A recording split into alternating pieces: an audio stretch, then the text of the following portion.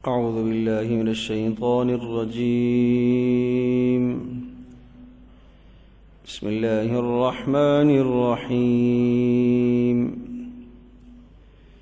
إن الذين يؤذون الله ورسوله لعنهم الله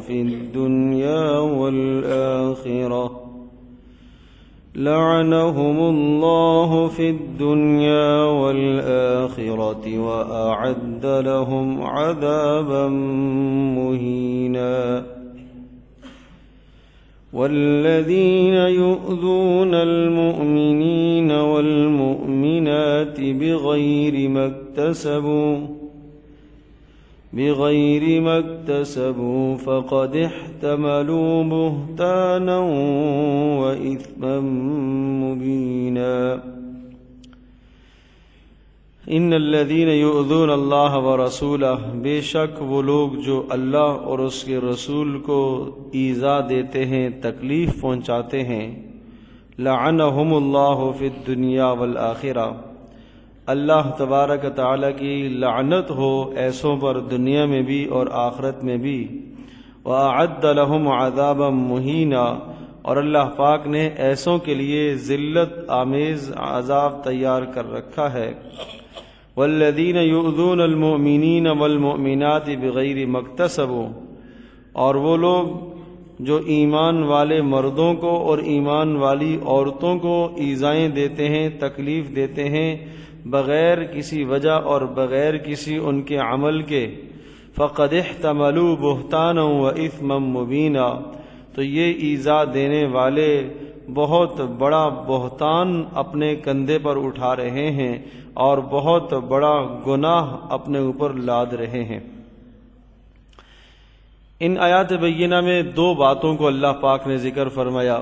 پہلی بات کہ اللہ اور اس کے رسول کو ایذا دینا اور اس کی سزا، اور دوسری بات ایمان والے مردوں اور عورتوں کو ایذا اور تکلیف دینا اور ان کی سزا.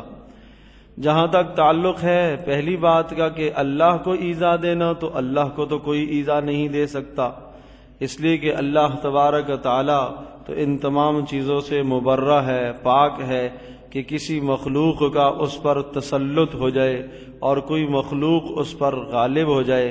تو پھر اللہ پاک کا نام اس لیے لیا.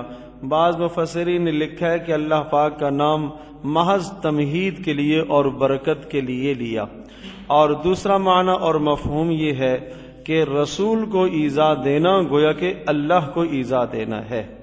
جس طرح سے ایک حدیث پاک میں آتا ہے، حضرت صلی اللہ علیہ وسلم نے ارشاد فرمایا کہ جس نے میرے کسی صحابی کو ایذا دی اس نے مجھے ایذا دی، اور جس نے مجھے ایذا پہنچائی اس نے اللہ کو ایذا پہنچائی، اور جس نے اللہ کو ایذا پہنچائی اللہ پاک اس کو عنقریب پکڑے گا اور اسے عذاب دے گا.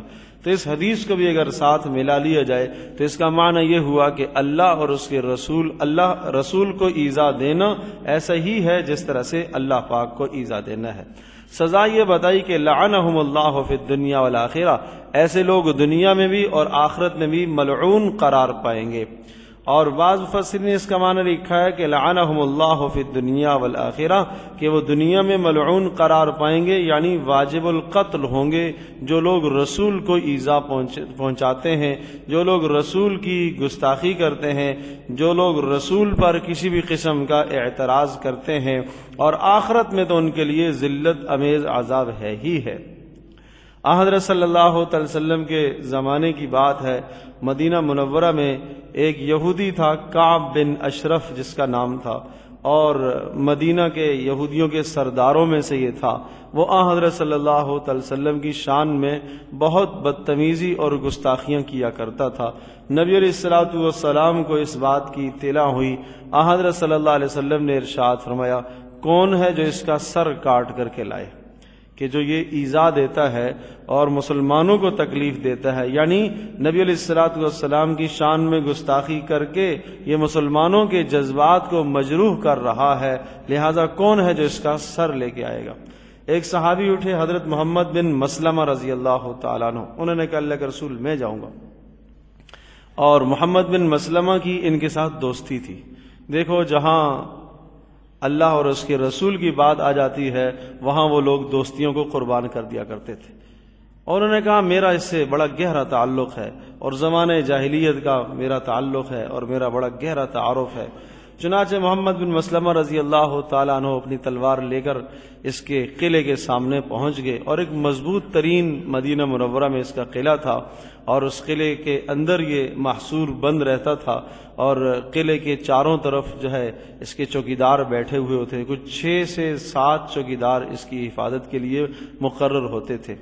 اور پورے مدینہ منورہ میں یہ اسلحہ کرائے پر مہیا کیا کرتا تھا. اتنا مالدار آدمی تھا کہ جب بھی کہیں کسی کی جنگ قبیلے کی ہوتی تو یہ اسلحہ دیا کرتا تھا کرائے پر. اتنا اس نے اپنے پاس اسٹاک کر کے رکھا ہوا ہوتا تھا. بہرحال اتنا اسلحہ جمع کرنے کے باوجود جب موت آتی ہے تو موت سے کوئی خلاصی چھٹکارا نہیں ہے. محمد بن مسلمہ رضی اللہ تعالیٰ عنہ پہنچ گئے، جان نثار رسول حضرت صلی اللہ علیہ وسلم کے حکم اور اشارے پر پہنچ گئے. اور چنانچہ جب اس کے قلعے کے باہر جا کر انہوں نے آواز لگائی کہ کعب، اس کو آواز آئی تو بیوی نے کہا کہ کوئی بلا رہا ہے، اور بیوی نے کہا کہ مجھے لگ رہا ہے کہ اس آواز میں کوئی خیر نہیں ہے، اس آواز میں کوئی خیر نہیں ہے. تو کعب بن اشرف نے اس آواز کو پہچان لیا اور کہا کہ نہیں یہ تو محمد بن مسلمہ ہے، تو میرا دوست ہے اور ایک زمانے سے میرا اور اس کے ساتھ تعارف ہے اور تعلق ہے، کوئی خطرے کی بات نہیں ہے، مجھے جانے دو. چنانچہ یہ باہر نکل کے آ گیا محمد بن مسلمہ رضی اللہ تعالیٰ عنہ کے پاس. حضرت محمد بن مسلمہ رضی اللہ تعالیٰ عنہ انتظار میں تھے کہ کسی طرح سے یہ ظالم میرے قابو میں آئے تو صحیح.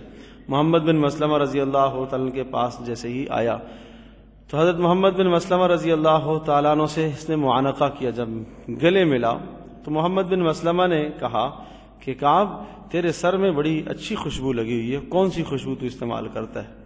اس نے کہا کہ ہاں میری بڑی اچھی خوشبو ہے، اور ایسی خوشبو ہے کہ مدینہ میں کسی کے پاس ایسی خوشبو رہی ہے. تو پھر محمد بن مسلمہ رضی اللہ تعالیٰ نے ارشاد فرمایا کہ مجھے اجازت دو تو میں ایک بار پھر سونگ لوں. کہا ضرور سونگیے. تو یہ کہنا تھا کہ کعب بن اشرف نے اپنا سر محمد بن مسلمہ رضی اللہ تعالیٰ کے سامنے اس طرح سے جھکا دیا. تو محمد بن مسلمہ رضی اللہ تعالیٰ عنہ نے اس موقع کو غنیمت سمجھا اور ایک ہاتھ سے اس کا سر قابو میں کیا اور دوسرے ہاتھ سے گردن کاٹ دی. تو اس طرح سے یہ قتل کر کے پھر رسول پاک صلی اللہ علیہ وسلم کی خدمت میں حاضر ہوئے اور حضرت صلی اللہ علیہ وسلم کے دل کو ٹھنڈا کیا اور اہل ایمان کے دل کو ٹھنڈا کیا. تو ارشاد فرمایا کہ وہ لوگ جو اللہ اور اس کے رسول کو ایذا دیتے ہیں اور تکلیف دیتے ہیں ان کے لیے دردناک عذاب ہے، دنیا میں بھی آخرت میں بھی. اور دنیا میں دردناک عذاب، ذلت امیز عذاب یہ ہے کہ انہیں قتل کیا جائے گا، اور آخرت میں اللہ پاک نے ان کے لیے بہت سخت عذاب تیار کر کے رکھا ہے. اسی طرح سے وہ لوگ جو ایمان والے مردوں کو اور عورتوں کو ایذا دیتے ہیں ان کے لیے بھی بہت بڑا بہتان اور بہت بڑا گناہ ہے جو وہ اپنے سروں پر اٹھائے لیے پھرتے ہیں. ایمان والوں کو ایذا دینا 2 طرح کی ہے.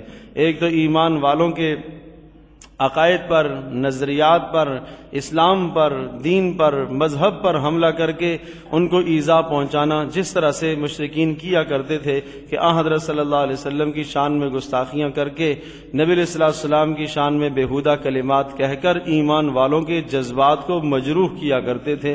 یہ بھی ایمان والوں کو ایذا اور تکلیف ہے.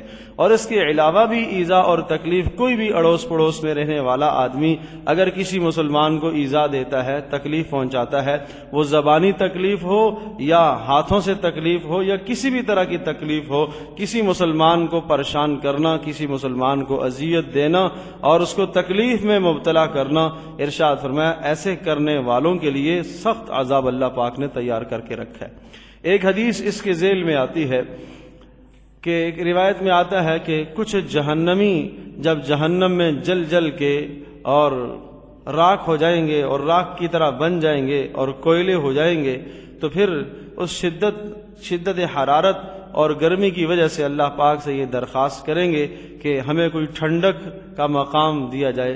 تو جہنم ہی میں ایک بحر اور ایک سمندر ہوگا، اس سمندر کے کنارے پر انہیں بھیج دیا جائے گا.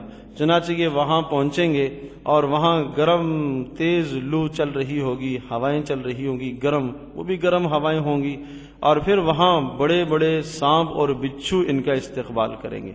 اور وہ بڑے بڑے سانپ اور بچھو ان کو اپنے منہوں میں لیں گے اور ان کو اس طرح سے چبائیں گے جس طرح سے کتا ہڈی کو چباتا ہے، اور اس طرح سے ان کو چبائیں گے، پھر باہر نکالیں گے، پھر جسم اسی طرح سے ہو جائے گا، پھر دوبارہ چبائیں گے، پھر وہ ریزہ ریزہ ہو جائیں گے، پھر دوبارہ سے جسم ہو جائے گا، مسلسل ان کو یہ عذاب دیا جاتا رہے گا۔ پھر اللہ پاک کی طرف سے فرشتہ یہ اعلان کرے گا کہ اس عذاب کا مزہ چکھو، اور تمہیں معلوم ہے یہ تمہیں عذاب کیوں دیا جا رہا ہے؟ یہ کہیں گے اللہ ہمیں تو معلوم نہیں ہے۔ جواب ملے گا یہ عذاب اس لیے دیا جا رہا ہے کہ تم دنیا میں ایمان والے مردوں اور ایمان والی عورتوں کو ایذا دیا کرتے تھے، تو اس لیے مسلمانوں کو ایذا دینا بھی بہت بدترین گناہ ہے، بہت بڑا جرم ہے، اور نبی علیہ الصلوۃ والسلام کی شان میں بھی کسی قسم کی گستاخی کرنا بدترین جرم ہے، اور حضرت صلی اللہ علیہ وسلم کی ہی تخصیص نہیں بلکہ اسلام کے یہاں تو یہ ہے کہ کسی بھی نبی کی شان میں توہین اور تنقیص کرنا انسان دائرہ اسلام سے خارج ہو جاتا ہے۔ ایسا شخص یقیناً واجب القتل ہے جو رسول پاک صلی اللہ علیہ وسلم کی شان میں گستاخی کرتا ہے۔ اللہ تبارک و تعالی ہم سب کے لیے سمجھنا عمل کرنا آسان فرمائے۔